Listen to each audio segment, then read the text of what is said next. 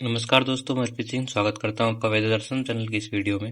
हम मेवाड़ की गुहिलवंश से संबंधित प्रश्न हल कर रहे थे। उनमें हम 350 तक प्रश्न हल कर चुके हैं पिछली वीडियोस में। आज हम प्रश्न नंबर 351 से आगे देखेंगे। चलिए शुरू करते हैं। प्रश्न नंबर 351। महाराणा विक्रमादित्य की हत्या कर मेवाड़ की गद्दी पर अधिकार करने वाले बनवीर की वैधानिक स्थिति क्या थी? वह कुंवर पृथ्वीराज का अनौरस अर्थात दासी पुत्र था। वह महाराणा सांगा का छोटा भाई था। वह मालदेव का विश्वसनीय सेनापति था। वह गुजरात के सुल्तान बहादुर शाह का दूत था। देखिए, जो बनवीर है वो महाराणा रायमल के पुत्र उड़ना राजकुमार जो था पृथ्वीराज, उनकी दासी के पुत्र थे। और उन्होंने 1536 ईस्वी में विक्रमादित्य जो थे उनकी हत्या करके सत्ता हथिया ली थी। तो इसमें ऑप्शन ए बिल्कुल सही हो जाएगा। वह पृथ्वीराज का अनौरस पुत्र था। अगला प्रश्न। पन्नाधाई ने उदय सिंह को बनवीर से बचाकर गुप्त रूप से किस किले में शरण दिलाई थी? चित्तौड़गढ़, कुंभलगढ़, गोगुंदा का किला या जालोर का दुर्ग? देखिए, पन्नाधाई जो है उन्होंने उदय सिंह को किरतबारी की सहायता से निकाल करके कुंभलगढ़ के किलेदार आशा देवपुरा के पास पहुंचाया था। तो इसमें ऑप्शन बी कुंभलगढ़ दुर्ग बिल्कुल सही हो जाएगा। अगला प्रश्न, प्रश्न नंबर 353। पन्नाधाई द्वारा किए गए बलिदान के संदर्भ में चंदन कौन था? महाराणा सांगा का पुत्र, विक्रमादित्य का छोटा भाई, आशा देवपुरा का भतीजा, पन्नाधाई का अपना पुत्र। देखिए, बनवीर जो था वो उदय सिंह को मारना चाहता था, लेकिन जो पन्नाधाई थी उन्होंने उदय सिंह के पलंग पर अपने पुत्र चंदन को सुला दिया था, जिसे बनवीर ने राजकुमार समझकर मार डाला था। तो इसमें जो ऑप्शन डी है वो बिल्कुल सही हो जाएगा, पन्नाधाई का अपना पुत्र। अगला प्रश्न, प्रश्न नंबर 354। महाराणा उदय सिंह ने किस युद्ध के माध्यम से 1540 ईस्वी में बनवीर को पराजित कर मेवाड़ की पैतृक सत्ता प्राप्त की थी? खातौली का युद्ध, बाड़ी का युद्ध, मावली का युद्ध या गागरोन का युद्ध? तो देखिए, 1540 ईस्वी में मावली जो उदयपुर के पास पड़ता है, वहां के युद्ध में उदय सिंह ने मेवाड़ के सामंतों के सहयोग से बनवीर को परास्त किया था और चित्तौड़ पर अधिकार कर लिया था। तो इसमें ऑप्शन सी मावली का युद्ध बिल्कुल सही हो जाएगा। और ये भी ध्यान रखिएगा, ये मावली जो है वो कहाँ पड़ता है? उदयपुर में। ठीक है। अगला प्रश्न, प्रश्न नंबर 355। निम्न कथनों पर विचार करें। कथन ए, बनवीर ने विक्रमादित्य की हत्या के बाद नवजात शिशु उदय सिंह को भी मारना चाहा। कारण आर, वह मेवाड़ के सिंहासन पर अपने वंश का निर्बाध शासन सुनिश्चित करना चाहता था। तो देखिए, बनवीर जानता था कि जब तक राणा सांगा का कोई भी वंशज जीवित है, उसकी सत्ता जो है वो अवैध मानी जाएगी। इसलिए उन्होंने उदय सिंह को मार्ग से हटाना चाहा। तो इसमें जो ऑप्शन ए है वो बिल्कुल सही हो जाएगा, क्योंकि कथन और कारण दोनों सही है और कारण कथन की सही व्याख्या करता है। अगला प्रश्न, प्रश्न नंबर 356। कुंभलगढ़ के किलेदार आशा देवपुरा ने उदय सिंह को किस रूप में अपने पास रखा था? एक शरणार्थी राजकुमार के रूप में, अपने भतीजे के रूप में, एक गुप्त सैनिक के रूप में या एक मंदिर के सेवक के रूप में? देखिए, जो आशा देवपुरा थे उन्होंने बनवीर के डर से उदय सिंह को अपने भतीजे के रूप में परिचय दिया, ताकि बनवीर जो है उसके जासूस उन्हें पहचान ना सके। तो इसमें ऑप्शन बी बिल्कुल सही हो जाएगा, अपने भतीजे के रूप में। अगला प्रश्न, प्रश्न नंबर 357। महाराणा उदय सिंह का प्रथम राज्याभिषेक किस स्थान पर संपन्न हुआ था? चित्तौड़गढ़, उदयपुर, कुंभलगढ़ या गोगुंदा? देखिए, 1537 ईस्वी में मेवाड़ के जो सामंत थे उन्होंने कुंभलगढ़ में उदय सिंह को अपना महाराणा स्वीकार करके राज्याभिषेक किया था। तो इसमें जो ऑप्शन सी है कुंभलगढ़ वो बिल्कुल सत्य हो जाएगा। ध्यान रखना कब हुआ था ये जो राज्याधिकार है वो 1537 ईस्वी में। अगला प्रश्न, प्रश्न नंबर 358। पन्नाधाई के बलिदान की घटना को कर्नल जेम्स टोड ने किस रूप में वर्णित किया है? मेवाड़ का सबसे काला दिन, एक साधारण नौकरानी का कार्य, अदम्य साहस और स्वामी भक्ति का सर्वोच्च उदाहरण या मेवाड़ के पतन का कारण? देखिए, पन्नाधाई जो थी उनकी स्वामी भक्ति अद्वितीय थी, और जो कर्नल जेम्स टोड है उन्होंने बनवीर के शासन को कलंक माना है और पन्नाधाई का जो कार्य है उसकी प्रशंसा की है। तो इसमें जो ऑप्शन डी है, ऑप्शन सी, वो बिल्कुल सही हो जाएगा, अदम्य साहस और स्वामी भक्ति का सर्वोच्च उदाहरण। अगला प्रश्न, प्रश्न नंबर 359। उदय सिंह को चित्तौड़ के किले से बाहर निकालने में पन्ना धाई की सहायता किस सेवक ने की थी? कीरत बारी, मन्ना जी, पूजा भील या जीवा साहा? देखिए, कीरत बारी जो है वो एक सफाई कर्मचारी था, सेवक था, जिसने झूठी पत्तलों की टोकरी में उदय सिंह को छुपाकर किले की दीवार से बाहर निकाला था। तो इसमें जो ऑप्शन ए है वो बिल्कुल सही हो जाएगा, कीरत बारी। अगला प्रश्न, प्रश्न नंबर 360। 1336 ईस्वी से 1540 ईस्वी के मध्य मेवाड़ की घटनाओं का सही कालक्रम क्या है? मावली युद्ध, विक्रमादित्य हत्या, कुंभलगढ़ गमन। विक्रमादित्य हत्या, कुंभलगढ़ गमन, मावली युद्ध। कुंभलगढ़ गमन, मावली युद्ध, विक्रमादित्य हत्या, या मावली युद्ध, कुंभलगढ़ गमन और विक्रमादित्य की हत्या। देखिए, सबसे पहले 1536 में विक्रमादित्य जो थे उनकी हत्या हुई थी। तो सबसे पहले विक्रमादित्य आएंगे, उसके बाद में जो उदय सिंह है वो कुंभलगढ़ गए और अंत में 1540 में मावली का युद्ध जीतकर वापस चित्तौड़ लौटे थे। तो इसमें जो ऑप्शन बी है वो बिल्कुल सत्य हो जाएगा, विक्रमादित्य की हत्या, कुंभलगढ़ गमन और फिर मावली का युद्ध। अगला प्रश्न, प्रश्न नंबर 361। महाराणा उदय सिंह ने उदयपुर शहर की स्थापना किस वर्ष की थी? 1540 ईस्वी, 1550 ईस्वी, 1559 ईस्वी या 1567 ईस्वी? तो देखिए, जो महाराणा उदय सिंह है उन्होंने 1559 ईस्वी में उदयपुर बसाया था और वहां पर उदय सागर झील जो है उसका निर्माण भी करवाया था। अगला प्रश्न, प्रश्न नंबर 362। उदयपुर को राजधानी बनाने के पीछे गिरवा क्षेत्र का सामरिक महत्व क्या था? यह क्षेत्र उपजाऊ मैदानी भाग था, यह मुगलों की रसद रोकना आसान था, यह पहाड़ियों से घिरा एक सुरक्षित घेरा था, यहाँ से दिल्ली पर आक्रमण करना सुलभ था। देखिए, गिरवा जो है उसका शाब्दिक अर्थ होता है पहाड़ियों की मेखला, और ये जो क्षेत्र था वो पहाड़ियों से घिरा हुआ था, तो छापामार युद्ध और घेराबंदी से बचने के लिए सर्वोत्तम उदाहरण था। तो इसमें जो ऑप्शन सी है वो बिल्कुल सत्य हो जाएगा, यह पहाड़ियों से घिरा एक सुरक्षित घेरा था। अगला प्रश्न, प्रश्न नंबर 363। 1557 ईस्वी में हरमाड़ा का युद्ध किनके मध्य लड़ा गया? उदय सिंह और हाजी खा पठान, उदय सिंह और अकबर, मालदेव और शेरशाह सूरी, उदय सिंह और बनवीर। तो देखिए, जो अजमेर के सूबेदार थे हाजी पठान और जो उदय सिंह थे उनके मध्य रंगराय पात्र को लेकर के विवाद हुआ था। ये जो रंगराय पात्र थी वो एक वेश्या थी, जिसमें जो मालदेव है उन्होंने हाजी खा का साथ दिया था। तो इसमें जो ऑप्शन ए है वो बिल्कुल सही हो जाएगा, उदय सिंह और हाजी का पठान मालदेव समर्थित थे जो। अगला प्रश्न, प्रश्न नंबर 364।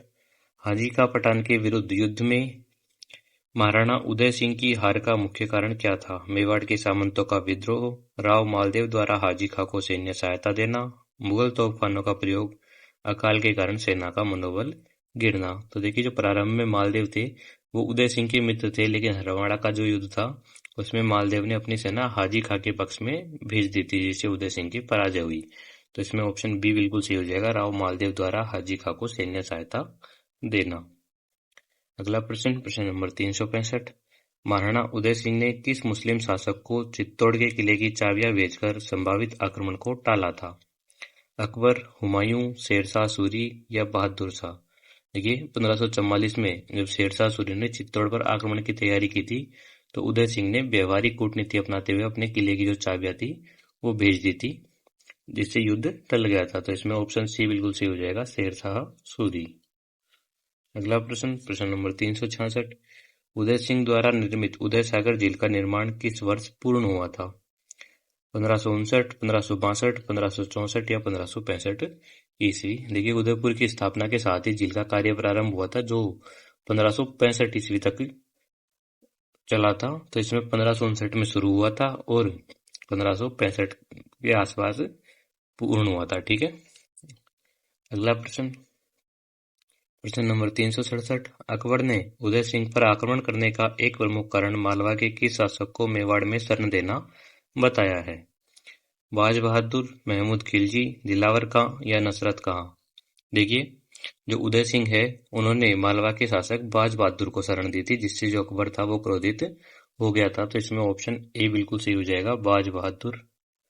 अगला प्रश्न, प्रश्न नंबर 368। हरमाड़ा के युद्ध 1557 ईस्वी का तात्कालिक कारण क्या था? सीमा विवाद, रंगराय पात्र को प्राप्त करने का विवाद, जागीरदारी का हस्तांतरण या धार्मिक मतभेद। अभी देखिए, थोड़ी देर पहले बताया मैंने कि हाजी का पठान के पास में रंगराय पात्र नाम की एक नर्तकी थी, जिसे उदय सिंह प्राप्त करना चाहते थे। इसी मांग के कारण ये जो युद्ध था वो हुआ था। तो इसमें ऑप्शन बी बिल्कुल सही हो जाएगा, रंगराय पात्र को प्राप्त करने का विवाद। अगला प्रश्न, मिलान करना है इसमें स्तंभ ए को स्तंभ बी से। जो घटना है उसको वर्ष से सुमेलित करना है हमें। देखिए, उदय सिंह का जो राज्याभिषेक है वो 1537 ईस्वी में हुआ था। उदयपुर की जो स्थापना है वो 1559 ईस्वी में हुई थी। और जो हरमाड़ा का युद्ध है वो 1557 ईस्वी में हुआ था। और जो शेरशाह को चाबियां भेजना है वो 1544 ईस्वी में हुआ था। तो इसमें जो ऑप्शन ए है वो बिल्कुल सत्य हो जाएगा। ठीक है, याद रखिएगा, 1537 में तो राज्याभिषेक हुआ था और 1559 में उदयपुर की स्थापना, 1557 में हरमाड़ा का युद्ध, और जो शेरशाह का चित्तौड़ अभियान था जो 1544 ईस्वी में हुआ था, तब चाबियां भेजी गई थी। अगला प्रश्न, प्रश्न नंबर 370, वीर विनोद के अनुसार अकबर के आक्रमण के समय उदय सिंह ने किसकी सलाह पर किला सामंतों को सौंपकर पहाड़ियों में जाने का निर्णय लिया? पन्नाधाई, जयमल राठौड़, फत्ता सिसोदिया, मेवाड़ के प्रमुख सरदारों या सामंतों की सामूहिक सलाह? देखिए, जो सामंत थे उन्होंने सलाह दी थी कि महाराणा का सुरक्षित रहना भविष्य के लिए आवश्यक है, इसलिए वो जो थे महाराणा वो गिरवा की पहाड़ियों में चले गए थे। तो इसमें जो ऑप्शन डी है वो बिल्कुल सही हो जाएगा, मेवाड़ के प्रमुख सरदारों की सामूहिक सलाह। अगला प्रश्न, प्रश्न नंबर 371, अकबर की सेना ने चित्तौड़गढ़ दुर्ग की घेराबंदी किस निश्चित तिथि को प्रारंभ की थी? 23 अक्टूबर 1567, 25 फरवरी 1568, 15 अगस्त 1567 या 10 नवंबर 1567? देखिए, जो अकबर था वो 23 अक्टूबर 1567 को चित्तौड़ पहुंचा था और घेराबंदी शुरू की थी, जो 4 महीने तक चली थी। तो इसमें ऑप्शन ए बिल्कुल सही हो जाएगा, 23 अक्टूबर 1567। अगला प्रश्न, प्रश्न नंबर 372, अकबर के आक्रमण के समय चित्तौड़ दुर्ग की रक्षा का भार किन वीरों के कंधों पर था? गोरा और बादल, जयमल राठौड़ और फत्ता सिसोदिया, पूचा भील और जेता और कुंपा? देखिए, जो महाराणा उदय सिंह थे उन्होंने किले की जो चाबियां थी वो जयमल और फत्ता को सौंपी थी। तो इसमें जो ऑप्शन बी है वो बिल्कुल सही हो जाएगा, जयमल राठौड़ और फत्ता सिसोदिया या फिर फतेह सिंह सिसोदिया। और जो गोरा बादल थे वो पहला जो शाखा हुआ था चित्तौड़ का 1303 में, उनसे संबंधित है। और जेता और कुंपा जो थे वो मालदेव के सेनापति थे। अगला प्रश्न, प्रश्न नंबर 373, चित्तौड़ घेराबंदी में प्रयुक्त साबात का सही अर्थ क्या है? किले की दीवार तोड़ने वाली तोप, एक प्रकार की ऊंची मीनार, सैनिकों की छिपकर दीवार तक पहुंचने के लिए निर्मित ढका हुआ मार्ग, मुगल घुड़सवारों की एक टुकड़ी? देखिए, साबात जो है वो वे मार्ग थे जो ऊपर से ढके होते थे ताकि राजपूतों के तीरों और पत्थरों से बचते हुए मुगल सैनिक जो है दीवार तक पहुंच जाए। तो इसमें ऑप्शन सी बिल्कुल सही हो जाएगा, सैनिकों के छिपकर दीवार तक पहुंचने के लिए निर्मित ढका हुआ मार्ग। उसके अलावा जो किले को तोड़ने की जो दीवार थी वो तोप थी, गजनाल और नरनाल कहा जाता था उनको। ठीक है, अगला प्रश्न, प्रश्न नंबर 374, अकबर ने किस बंदूक से किले की प्राचीर की मरम्मत करवा रहे जयमल राठौड़ को घायल किया था? फतेह, जहांगीरी, गजनाल या संग्राम? देखिए, जो अकबर थे उनके पास में संग्राम नाम की बंदूक थी और संग्राम नामक जो बंदूक थी उसकी गोली जयमल के पैर में लगी थी। तो इसमें जो ऑप्शन डी है वो बिल्कुल सही हो जाएगा, संग्राम। ठीक है, अगला प्रश्न, प्रश्न नंबर 375, पासीब निर्माण का मुख्य उद्देश्य क्या था? किले की दीवार की ऊंचाई तक पहुंचने के लिए चबूतरा बनाना, मुगल सम्राट के रहने के लिए महल बनाना, रसद सामग्री का भंडारण करना या सैनिकों के लिए गुप्त सुरंग बनाना?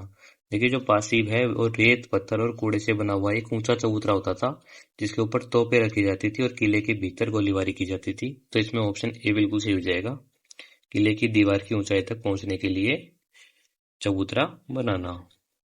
अगला प्रश्न, प्रश्न नंबर 376, अकबर के चित्तौड़ अभियान में मुगल सेना का साथ देने वाले आसफ खां की क्या भूमिका थी? वह मुख्य तोपची था, वह अकबर का प्रमुख सेनापति और सहयोगी था, वह राजपूतों का जासूस था, वह रसद विभाग का अध्यक्ष था?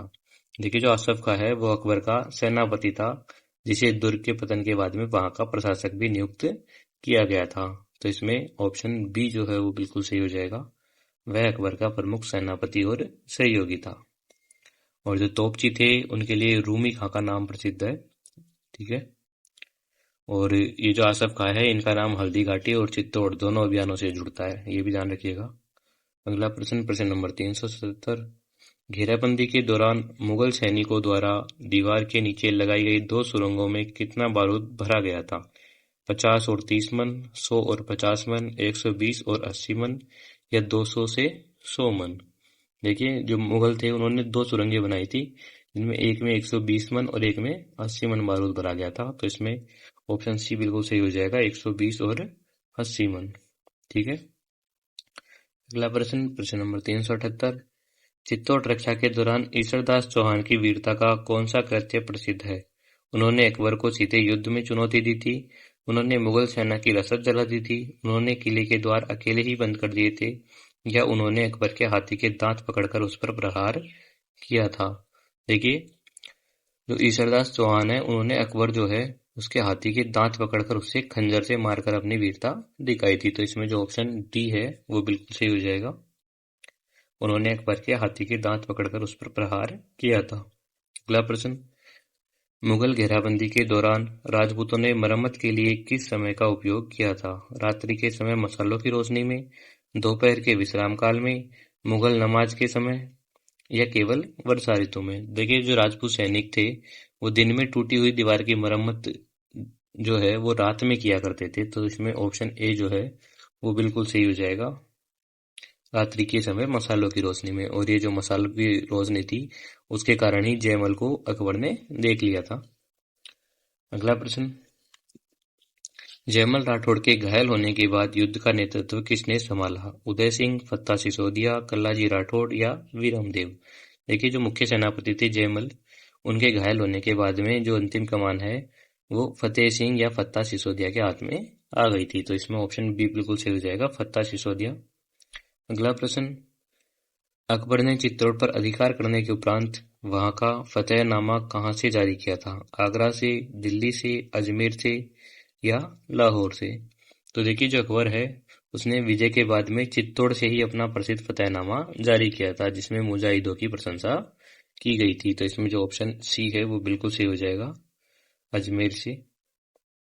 अगला प्रश्न, प्रश्न नंबर 382। चित्तौड़गढ़ की रक्षा में शहीद होने वाले मुस्लिम सेनापति साहिब खां किस शासक के वफादार थे? अकबर, बहादुर शाह, शेरशाह सूरी, या महाराणा उदय सिंह? जो देखिए, जो साहिब खां है वो उदय सिंह, जो महाराणा उदय सिंह थे उनके वफादार सेनापति थे, जिन्होंने अकबर के विरुद्ध लड़ते हुए वीरगति प्राप्त की थी। तो इसमें ऑप्शन डी बिल्कुल सही हो जाएगा, महाराणा उदय सिंह। अगला प्रश्न, प्रश्न नंबर 883। अकबर के द्वारा दुर्ग की घेराबंदी के समय मुगल सैनिकों को राजपूतों के किस आक्रमण से सर्वाधिक भय रहता था? छापामार हमले जो रात्रि में किले से बाहर निकलकर किए जाते थे, जहरीले तीरों का प्रयोग, हाथियों का पागल कर देना, या मुगल छावनी में आग लगा देना? देखिए, राजपूत सैनिक जो थे वो रात में साबात को नष्ट करने के लिए अचानक हमले करते थे, जिससे मुगलों का निर्माण कार्य था वो बाधित होता था। तो इसमें ऑप्शन ए बिल्कुल सही हो जाएगा, छापामार हमले जो रात्रि में किले से बाहर निकलकर किए जाते थे। और जो क्यों किए जाते थे? क्योंकि वो साबात को नष्ट करने के लिए होते थे। और साबात क्या थी, थोड़ी देर पहले बताया था मैंने, ढके हुए जो रास्ते थे उन्हें साबात कहा जाता था। अगला प्रश्न, प्रश्न नंबर 384। अकबर की संग्राम बंदूक से जयमल के शरीर के किस अंग को चोट लगी थी? कंधे में, पैर में, हाथ में, या सीने में? जो जयमल थे उनके पैर में गोली लगी थी। तो इसमें ऑप्शन बी बिल्कुल सही हो जाएगा, पैर में। और जो पैर में गोली लगी थी उसके कारण वो अंतिम युद्ध में चलने में असमर्थ थे। तो वो कल्लाजी राठौड़ जो थे उनके कंधे पर बैठ करके लड़े थे। और शारीरिक चोट के कारण ही जो कल्लाजी राठौड़ है उनको 4 हाथ वाले देवता के रूप में पूजा जाने लगा। अगला प्रश्न, मुगल स्रोतों के अनुसार अकबर के आक्रमण के समय चित्तौड़ दुर्ग के भीतर लगभग कितने लोग मौजूद थे? 5,000 सैनिक, 10,000 सैनिक और नागरिक, लगभग 40,000 जिनमें 8,000 सैनिक और 30,000 प्लस नागरिक, या 1,00,000 लोग? तो देखिए, जो किला है उसके अंदर 8,000 जो थे वो तो लड़ाकू सैनिक थे, और 30,000 से अधिक गैर लड़ाकू अर्थात आम नागरिक या किसान थे। तो इसमें जो ऑप्शन सी है वो बिल्कुल सही हो जाएगा। अगला प्रश्न, प्रश्न नंबर 386। चित्तौड़गढ़ का तीसरा शाखा किस वर्ष और किस तिथि को पूर्ण हुआ? 1303 ईस्वी, 1535 ईस्वी, 1567 ईस्वी या 1568 ईस्वी? देखिए याद रखिएगा 25 फरवरी को, 25 फरवरी 1568 को राजपूतों ने दुर्ग के द्वार खोल करके अंतिम युद्ध किया था, और उसी समय जो महिलाएं थी दुर्ग के अंदर, उन्होंने जोहर किया था। तो इसमें जो ऑप्शन डी है वो बिल्कुल सही हो जाएगा। 1568 ईस्वी, 25 फरवरी 1568 ईस्वी को प्रथम शाखा हुआ था। ठीक है, तीसरा शाखा हुआ था, और प्रथम शाखा जो है वो 1303 में हुआ था। उसके अलावा जो द्वितीय शाखा है वो 1535 में हुआ था, और तृतीय शाखा 1568 में हुआ था, और 1567 में जो है वो घेराबंदी की शुरुआत हुई थी। ठीक है, अगला प्रश्न, प्रश्न नंबर 387। तीसरे शाखे के दौरान जौहर का नेतृत्व करने वाली रानी फूल कंवर का पारिवारिक संबंध क्या था? वह फत्ता सिसोदिया की पत्नी और जयमल राठौड़ की बहन थी। वह महाराणा उदय सिंह की पटरानी थी। वह कल्लाजी की माता थी। वह ईश्वरदास चौहान की पुत्री थी। देखिए, जो फत्ता की पत्नी और जयमल की जो बहन थी फूल कंवर, उन्होंने हजारों स्त्रियों के साथ मिलकर जो जौहर की अग्नि है उसमें प्रवेश किया था। तो इसमें जो ऑप्शन बी है, ऑप्शन ए, वो बिल्कुल सही हो जाएगा। फत्ता सिसोदिया की पत्नी और जयमल राठौड़ की बहन। उसके अलावा जो पटरानी थी उनका नाम था धीरबाई, ये भी ध्यान रखिएगा। रानी फूल कंवर जो है, रानी फूल कंवर को जो राठौड़ है वो और जो सिसोदिया है वो दोनों से संबंध था उनका। अगला प्रश्न, प्रश्न नंबर 388। चित्तौड़ विजय के बाद अकबर ने कितने लोगों के कत्लेआम का आदेश दिया? 10,000, 30,000, 50,000 या 5,000? देखिए, जब अकबर ने दुर्ग के ऊपर अधिकार कर लिया तो वहां की जो आम जनता थी, लगभग 30,000 लोग, उनको मारने का आदेश दिया था। तो इसमें जो ऑप्शन बी है 30,000, वो बिल्कुल सही हो जाएगा। और ये 30,000 की जो संख्या है वो अबुल फजल और जो राजपूतों के स्रोत है दोनों में ही मिलती है। अगला प्रश्न, कल्लाजी राठौड़ को चार हाथ वाले लोक देवता कहने का ऐतिहासिक कारण क्या है? उनके पास दैवीय शक्तियां थी। उन्होंने युद्ध में एक साथ 4 तलवारें चलाई। उन्होंने घायल चाचा जयमल को कंधों पर बिठाकर युद्ध किया था। यह उनकी एक तांत्रिक उपाधि थी। तो देखिए, जो जयमल थे उनके पैर में गोली लगने के कारण वे चल नहीं सकते थे, इसलिए कल्लाजी जो थे उन्होंने उन्हें अपने कंधे पर बिठा लिया था, और दोनों के दो दो हाथ में मिलकर 4 हाथ दिखाई दे रहे थे। तो इसमें जो ऑप्शन सी है वो बिल्कुल सही हो जाएगा। उन्होंने घायल जो चाचा जयमल थे उनको कंधे पर बिठाकर युद्ध किया था। ये भी ध्यान रखिएगा, जो जयमल थे उनका और कल्लाजी राठौड़ जो थे उनका दोनों का चाचा भतीजे का संबंध था। अगला प्रश्न, प्रश्न नंबर 390। अकबर ने जयमल और फत्ता की वीरता से प्रभावित होकर उनकी हाथी पर सवार मूर्तियां कहाँ लगवाई? दिल्ली के लाल किले में, अजमेर के किले में, चित्तौड़गढ़ के मुख्य द्वार पर या आगरा के किले के द्वार पर? देखिए, जो अकबर था उसने उनकी वीरता का सम्मान करने के लिए आगरा का जो किला था उसके प्रवेश द्वार पर मूर्तियां लगवाई थी, जिन्हें बाद में औरंगजेब ने हटवा दिया था। तो इसमें ऑप्शन डी बिल्कुल सही हो जाएगा, आगरा के किले के द्वार पर। ठीक है, अगला प्रश्न, प्रश्न नंबर 391। मिलान करना हमें स्तंभ ए का स्तंभ बी से। स्तंभ ए में हमको जो योद्धा हैं उनके नाम दिए गए हैं, और स्तंभ बी में उनकी जो छतरियां हैं या पोल है वो दिए गए हैं। देखिए, जयमल राठौड़ जो है उनकी छतरी भैरव पोल पर है। ठीक है, और जो फत्ता सिसोदिया है उनकी राम पोल पर है। कल्लाजी राठौड़ जो है उनकी छतरी हनुमान पुल के पास में है, और जो ब्रावत बाघ सिंह है उनकी छतरी पाटन पोल के पास में है। ठीक है, जो बाघ सिंह है वो द्वितीय शाखे से संबंधित है। तो इसमें जो ऑप्शन ए है वो बिल्कुल सही हो जाएगा, DACB। अगला प्रश्न, प्रश्न नंबर 392। चित्तौड़ की तीसरे शाखे के समय अकबर ने कौन सा नया सिक्का चलाया था? टका, सिक्का ए एलची, रुपया या जीतल? देखिए, अकबर जो था उसने चित्तौड़ की विजय की स्मृति में एलची नाम का एक सिक्का चलवाया था, जो मेवाड़ में मुगल प्रभाव का प्रतीक बन गया। तो इसमें जो ऑप्शन बी है सिक्का ए एलची, वो सही हो जाएगा। अगला प्रश्न, प्रश्न नंबर 393। तीसरे शाखी, देखिए निम्न कथनों पर विचार कीजिए। जो तीसरा शाखा है उससे संबंधित है। ठीक है, तृतीय शाखा, यह शाखा 1568 ईस्वी में संपन्न हुआ। इसमें फूल कंवर ने जौहर का नेतृत्व किया। महाराणा उदय सिंह ने स्वयं अंतिम केसरिया का नेतृत्व किया। कल्लाजी राठौड़ इसी युद्ध में शहीद हुए। देखिए, जो महाराणा उदय सिंह है उन्होंने वो इस समय दुर्ग के अंदर नहीं थे, वे पहाड़ियों में सुरक्षित थे। तो केसरिया का जो नेतृत्व है वो जयमल और फत्ता ने किया था, ये बिल्कुल सही है। तो इसमें जो पहला है वो गलत होगा, बाकी सारे के सारे बिल्कुल सही है। ठीक है, तो इसमें 2, 3, 4 बिल्कुल सही है। अगला प्रश्न, प्रश्न नंबर 394। अकबर ने चित्तौड़ विजय के बाद दुर्ग का शासन किसे सौंपा था? राजा मान सिंह, टोडरमल, अबुल फजल या आसफ खां? देखिए, जो दुर्ग है उस पर अधिकार करने के बाद में जो अकबर था उन्होंने वहां पर आसफ खां जो था उसको वहां का सूबेदार या गवर्नर नियुक्त किया था। तो इसमें ऑप्शन डी बिल्कुल सही हो जाएगा, आसफ खां। अगला प्रश्न, प्रश्न नंबर 395। चित्तौड़ के तीसरे शाके का मेवाड़ के भविष्य पर क्या प्रभाव पड़ा? मेवाड़ ने मुगलों की अधीनता स्वीकार कर ली, मुगल राजपूत वैवाहिक संबंध शुरू हुए, मुगल सत्ता का राजस्थान से अंत हो गया, या मेवाड़ में छापामार युद्ध और पहाड़ी प्रतिरोध की नई नीति का जन्म हुआ। देखिए, इस साके के बाद में जो उदय सिंह है वो और बाद में जो प्रताप थे वो उन्होंने ये जान लिया कि खुले मैदानों में अकबर को हराना असंभव है, अतः उन्होंने जो छापामार युद्ध है उसको अपना लिया था। तो इसमें जो ऑप्शन ए है वो बिल्कुल सही हो जाएगा। उसके अलावा नहीं, ऑप्शन ए बिल्कुल गलत हो जाएगा और ऑप्शन डी है जो बिल्कुल सही हो जाएगा। मेवाड़ में छापामार युद्ध और पहाड़ी प्रतिरोध की नई नीति का जन्म हुआ। अगला प्रश्न, प्रश्न नंबर 396। महाराणा उदय सिंह की मृत्यु किस तिथि को और त्योहार के दिन हुई थी? देखिए, 25 फरवरी दीपावली, 28 फरवरी 1572 होली, 15 अगस्त रक्षाबंधन या 23 अक्टूबर दशहरा। देखिए, जो महाराणा उदय सिंह थे उनका देहांत 28 फरवरी 1572 को हुआ था गोगुंदा में, जिस दिन होली का त्योहार था। तो इसमें जो ऑप्शन बी है वो बिल्कुल सही हो जाएगा, 28 फरवरी 1572 होली। अगला प्रश्न, प्रश्न नंबर 397। उदय सिंह ने अपने बड़े पुत्र प्रताप के स्थान पर किसे अपना उत्तराधिकारी नियुक्त किया था?